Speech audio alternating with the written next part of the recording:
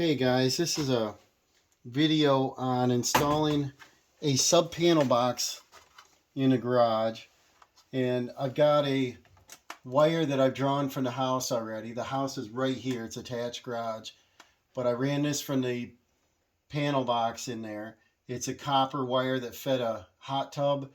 This is 8 gauge. I believe that's 40 amps, so I got a 40 amp breaker feeding out here. And so I'm going to have a 40 amp service in the garage. I want to hold my box up here, eye level. See where I want it here. I don't want it higher than 6'6". And I want to center it with the studs. Take my little marker, mark where I put my first bolt. And then if I mark all these holes, I can pre-start my screws, and it'll go in a lot easier. And I've only got 2 outlets in this garage. See, I'll start my screws like this. That'll definitely go in faster. And then that one I'll go ahead and put in. This panel box is 125 amp. I'm only going to use a 40 amp breaker, as long as the breaker inside is sufficient and you're not supplying more power than the wire can handle, then that's fine. And so that lines up. And then I'll go ahead and put a couple more screws in. I want to be able to weld, and so the 40 amp, probably not strong enough, but it was running on a 30. It was already running on a 30 amp without any trouble. It was a heavy duty extension cord that I was using, and just a temporary setup. There we go. So that's good and tight. So I think a 40 amp will be fine, and I'm going to put a dedicated outlet for the welder here. I'm going to put a 110 outlet here, so it's a 20 amp, and I want a light circuit on it. And then this is an 8, they call it a 16 space, but it's 8 circuit, or vice versa. But that's all I need in this garage. I've already knocked out my 3/4 inch outlet plug here. I've cut my wires approximately to length. They should work. I'm going to come back and staple that on later. The future plan hopefully is to get some insulation and drywall in here, and it'll be so much handier and warmer to apply some heat. The circuit's off, it's dead. On your sub panel boxes, I don't know if you can see, but there's a separate neutral bar that's isolated in plastic here, and then there's a separate ground bar I put on it. And we got your 110, 110. I loosen these up. Some people just bring it over and that's it. I'd rather keep a little extra, so I'll feed this over and I'll come back. You can always trim it if you want a better look, but you'll never be able to adjust anything if the wire's too short. And I want to make sure that the sheathing is not inside the screw. And then I think that's about 35 foot-pounds. I'm going to crank it down, move your wire, check it. It didn't loosen. Do the same with this. This is our 110 and our 110.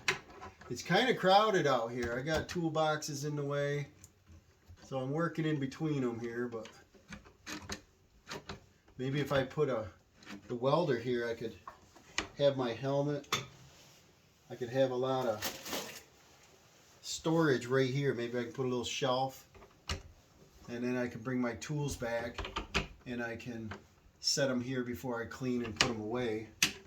So get your wires kind of neat, make sure they're secure, And so that's a 110 leg, a 110 leg. Now we're going to take our ground, and our ground goes on the ground bar. And I could probably feed it real tight and loop it. I don't know if I want to loop it. It might be in the way. So I'll bring my ground up, loop it this way, and then I'll probably keep it close to the box. So I'll do a 90-degree bend, feed it behind this big screw. Probably you can't see that. And then I'll tighten all these up. Okay, so that's in. Let's tighten that ground up.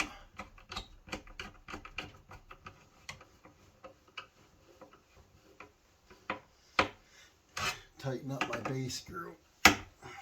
Push our copper up out of the way. Looks better when it's in the back of the box, so I'll get it back out of the way. Bare wire. And then our neutral goes on this lug. Our breaker's going to be here, so we got to come on this side of it. So I'll loop this around. Give me a 90-degree again. And then, oh, I'm sorry, it's not on there. It comes down straight. Duh. So it goes right in like this.